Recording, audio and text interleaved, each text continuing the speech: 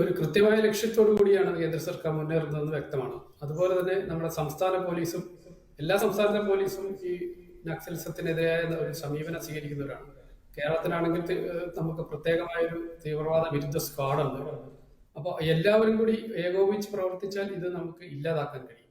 ഇവരെ പ്രത്യക്ഷത്തിലുള്ള ആക്രമണം മാത്രമല്ല, ഇവർക്ക് പിന്തുണ നൽകുന്നവർ, ഇപ്പൊ ജോർജ് സാർ പറഞ്ഞതുപോലെ ഇവർക്ക് ആവശ്യമുള്ള പണം, ആയുധങ്ങൾ, ഇതൊക്കെ കിട്ടുന്ന വഴികൾ അടയ്ക്കുക എന്നുള്ളതും വലിയൊരു പ്രധാനപ്പെട്ടതാണ്. കാരണം പണം ശേഖരിക്കുമ്പോൾ കൊച്ചിയിൽ നിന്ന് ആണ് 2 വർഷം മുമ്പ് തൃശ്ശൂർ സ്വദേശി മനോജ് എന്ന് പറയുന്ന ഒരു വളരെ തലയ്ക്ക് വിലയിട്ടിരുന്ന ഒരു നക്സൽ നേതാവിനെ പിടിക്കുന്നത്. അത് എറണാകുളത്തെ സൗത്ത് റെയിൽവേ സ്റ്റേഷനിൽ പുള്ളി ഇരിക്കുമ്പോഴാണ് കിട്ടുന്നത്.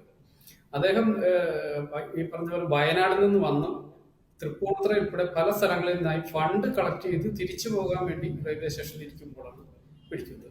അപ്പൊ അദ്ദേഹത്തെ പോലെ തലയ്ക്ക് വിലയിട്ടിരുന്ന ഒരാള് ഈ ഇത്ര എറണാകുളം പോലെ ഒരു നഗരത്തിലെത്തുകയും ഫണ്ട് പിരിക്കുകയും അതുമായി തിരിച്ച് ട്രെയിനിൽ സുഗമമായി യാത്ര ചെയ്യാവുന്ന ഒരവസ്ഥയിൽ എത്തിയെങ്കിൽ അവർക്കുള്ള ബന്ധങ്ങൾ കൊച്ചി പോലുള്ള നഗരത്തിൽ പോലും ബന്ധങ്ങളുണ്ട് എന്നുള്ളതിന്റെ സൂചനയാണ്. അപ്പം അത് പോലീസിന്റെ ഇന്റലിജൻസ് കൊണ്ടാണ് കണ്ടെത്താനായതും ആള് റെയിൽവേ സ്റ്റേഷനിൽ നിന്ന് ട്രെയിനിൽ കയറാവുന്ന സമയത്താണ് പിടിച്ചത്.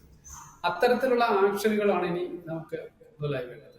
ഇവരുടെ ശൃംഖല അല്ലെങ്കിൽ ഇവരുടെ ബന്ധങ്ങൾ, ഇവരെ സഹായിക്കുന്നവർ, ഇവരുടെ പണത്തിന്റെ സോഴ്സ്, ഇതൊക്കെ അടയ്ക്കാൻ കഴിഞ്ഞാൽ നമ്മുടെ ഈ നക്സലിസത്തെ തുടച്ചു നീക്കാൻ കഴിയും എന്ന് തന്നെ നമുക്ക് പ്രതീക്ഷിക്കാം.